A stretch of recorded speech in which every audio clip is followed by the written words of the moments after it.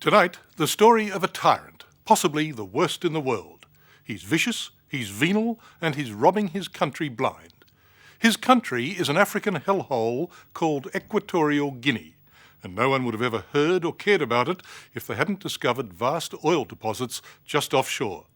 So much oil, in fact, that at the rate this tiny country is growing, in 10 years it could be the richest in the world. The trouble is, most of the oil money is being pumped directly into the president's pocket. He's living like a king while his people starve.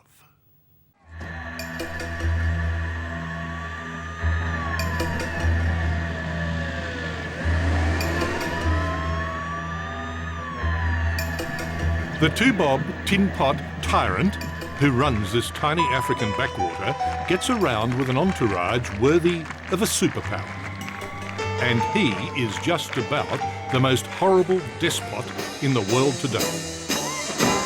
President Teodoro Obiang Nguema Mbisogo. His people are amongst the poorest on earth, and he's amongst the richest. This is one bad place. It's had one of the most appalling human rights records, probably in the world. Regular torture, regular extrajudicial killings. Until people found oil, nobody was really talking about Equatorial Guinea. The oil here is attractive because it's non-Arab, non-OPEC, non-Muslim, and the rigs are well out of reach of the pesky natives. The main island of this tiny nation is in what detractors call the armpit of Africa. A small Australian company, Rock Oil, is drilling here, but it's mostly American giants, particularly ExxonMobil. To begin with, they gave Equatorial Guinea, the oil's owners, just 12% of the oil revenues. The norm is more like 60%, according to Alex Vines, an African specialist with the Royal Institute of International Affairs. Initially, the oil companies gave Equatorial Guinea a really bad deal. They took advantage of him. Certainly to start with. The government of Equatorial Guinea had not a clue what it was dealing with at the time. The main square in the capital is a quaint throwback to Spanish colonial times. Elsewhere, the city is mostly a slum, with little running water and essentially no sewerage. The government stopped us filming here, but we managed these shots from our hotel window. Whilst the oil fires flicker on the horizon at night, students, with no electricity at home, study under the streetlights that illuminate the drive to the presidential palace. It's a very bad, evil government, and Exxon, I think, to a shame, is in bed with them. Frank Ruddy is doubly qualified. He was once the American ambassador to Equatorial Guinea and once a lawyer for Exxon. The shameful part is that you have a great company like ExxonMobil, which is tied in with this very corrupt government. The president treats the Treasury as his own patrimony. And so to do business with somebody like that and to basically literally feed his coffers, I think it's shameful.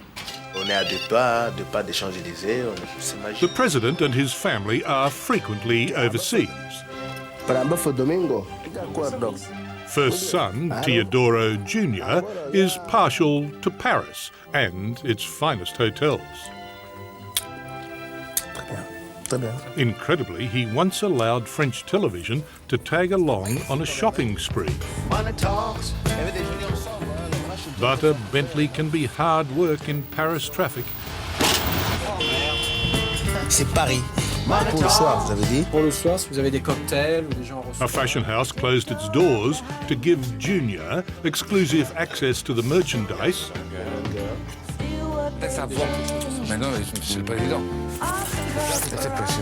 Though whilst their Paris ambassador did his job.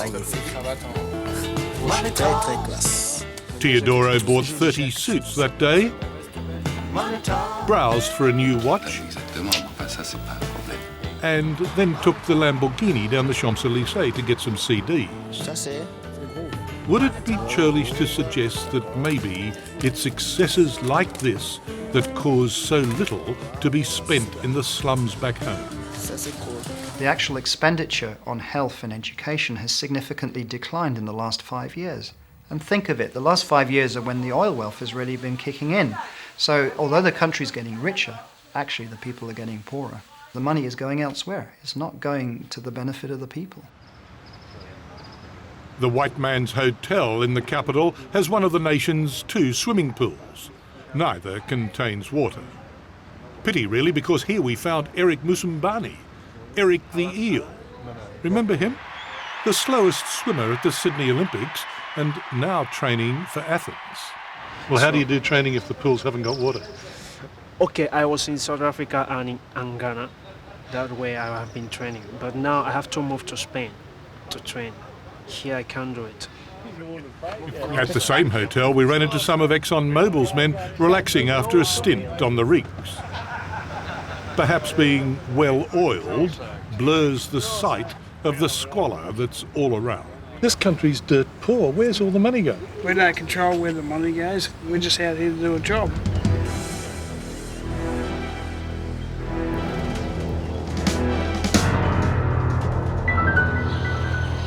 I was having dinner at a fish restaurant an hour or so after talking to those rig workers when, out of the blue, the Equatorial Guinean Information Minister shows up and says, "Get out of the country. Your visa has been revoked." And he added for good measure, "If you go quietly, then nobody will be thrown into jail." So I think understandably we then quietly made our way here to Madrid in Spain. How many times have you been to jail? 4 times. Have you been to jail? Several times. The rat-infested Black Beach jail back in the capital is where President Obiang locks up his opponents. When he seized power from his uncle 25 years ago, he kept him here for a couple of days and then had him executed. No wonder many in opposition to Obiang today have fled here, Madrid, Spain, the former colonial power. The way Obiang is taking all the country, including natural resources, he genuinely believes that this country belongs to him. In your democracy, sir, in the late 90s... The president also believes he's sharing those resources. At least that's what he told Bob Simon from CBS 60 Minutes in an interview last year. Ha sido para nosotros como el maná. The oil has been for us like manna that the Jews ate in the desert. We have to follow the rules to make sure the manna reaches all the people in Equatorial Guinea. The oil companies make sure the manna reaches at least as far as him. In America, it's red carpet treatment for the president all the way. And I remember the president has a very fine collection of Scotch whiskey. Obiang was even a guest at this function when Big Oil paraded its biggest and most powerful friend. The President of the United States, George Bush. Do you have any qualms about doing business there? It's a matter of you have to. Mr. Stephen Hayes runs America's Corporate Council on Africa. The council lobbies for American oil. I mean, is there any depth to which you will not sink? I mean, would you do business with this man, Obiang, no matter how corrupt he is? I think that at some point, again, that's a good question. Is there any level at which any oil company in the world wouldn't do business with where there's that much oil?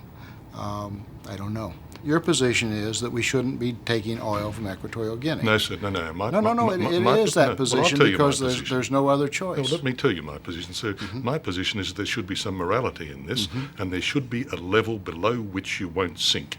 And you've sunk to unbelievable depths in dealing with such a corrupt and cruel dictator as Obiang. Well, I don't agree with it. What, the cruel bit or the corrupt bit? No, I don't. I don't agree that American companies are not following the Fair Trade Practices Act.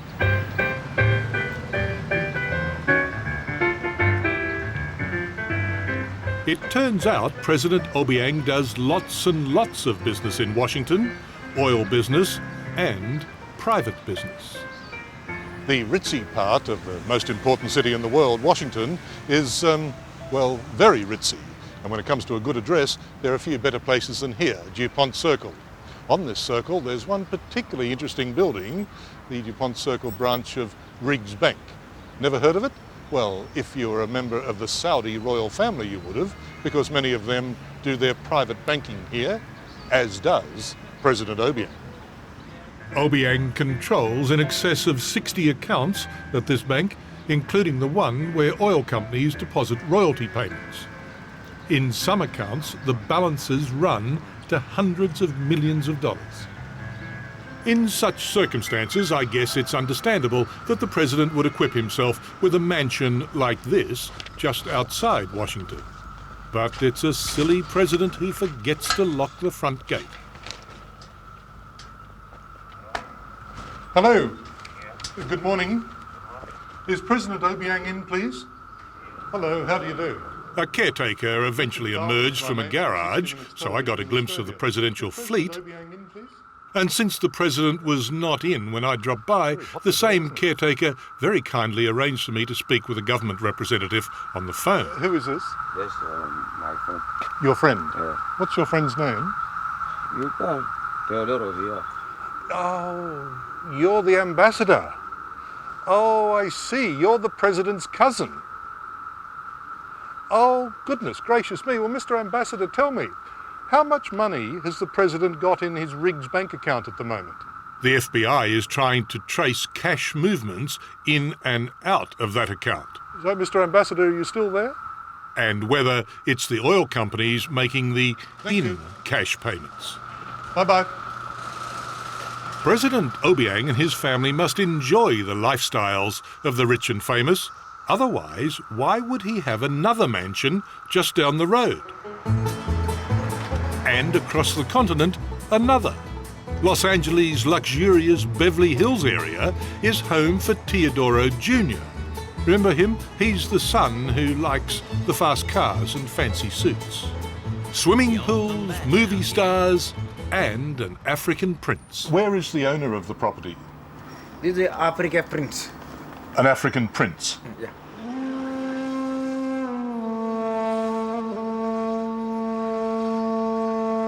Back home in Equatorial Guinea's slums, last year the economy grew a massive 60%. It is the fastest growing economy on earth. Near to none of the country's 500,000 people see a brass razoo from this. Why don't you do the right thing? Get out of Equatorial Guinea, turn your back on this corrupt dictator. Let's assume that every oil company, U.S. oil company, gets out. How fast do you think it would be before the French and other international oil companies are in there? A second. So what really changes in Equatorial Guinea? See, that's it. It is such a tiny place. It should be another Kuwait. If everyone did the right thing, yes, and the fact is that almost no one is doing exactly the right thing. By associating with this murderous criminal tyrant, we in the West are party to a disgrace and contributing to a disaster in the making.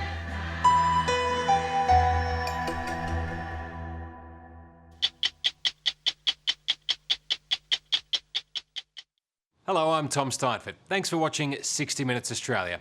Subscribe to our channel now for brand new stories and exclusive clips every week. And don't miss out on our extra minutes segments and full episodes of 60 Minutes on 9now.com.au, as well as the 9Now app.